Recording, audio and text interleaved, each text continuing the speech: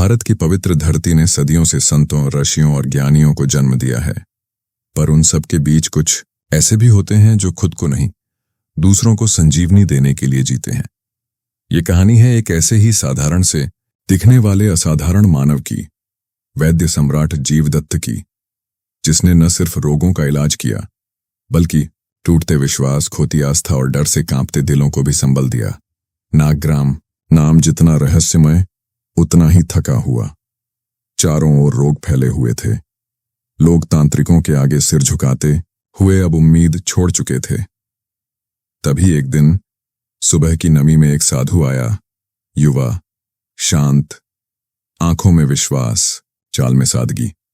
नाम पूछा गया, उसने बस मुस्कुराकर कहा, जीवदत्त हूं, एक छोटा सा वैद्य।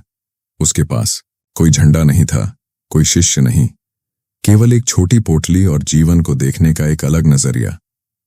मंत्री का बेटा सांप के काटने से तड़प रहा था। जब तांत्रिक मंत्रों से हार मान गए, तब लोगों की नजर उस अजनबी पर गई। वो चुपचाप तुलसी की कुछ पत्तियां, अर्जुन की छाल और अपने हाथों की ऊष्मा से कुछ तैयार करता है। मंत्र नहीं, पर उसकी आंखों में श्रद्धा है। कुछ ही देर में बच्चा सांस लेने लगता है। मां की आंखें भर आती हैं और पूरा नगर पहली बार समझता है, औषधि सिर्फ पेड़ की नहीं होती, वह नियत और विश्वास की भी होती है।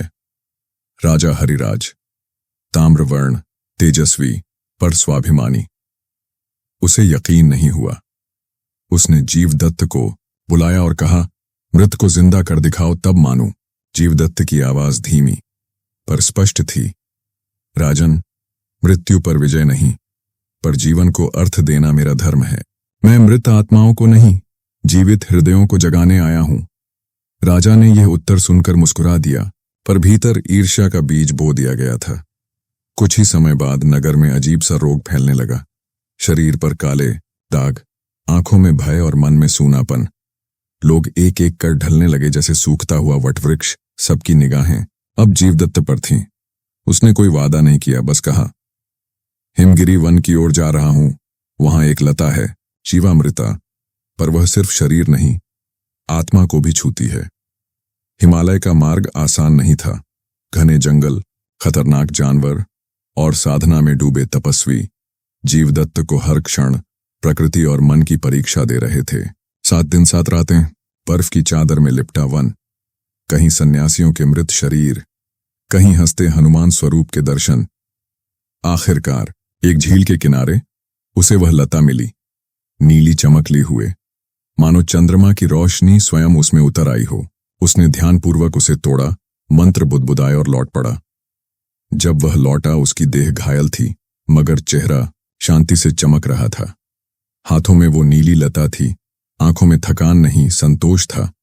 उसने रोगियों को नहीं, उन्हें छूने वालों को भी औषधि दी। बीमारी कम हुई, लेकिन उससे ज्यादा फैला भरोसा।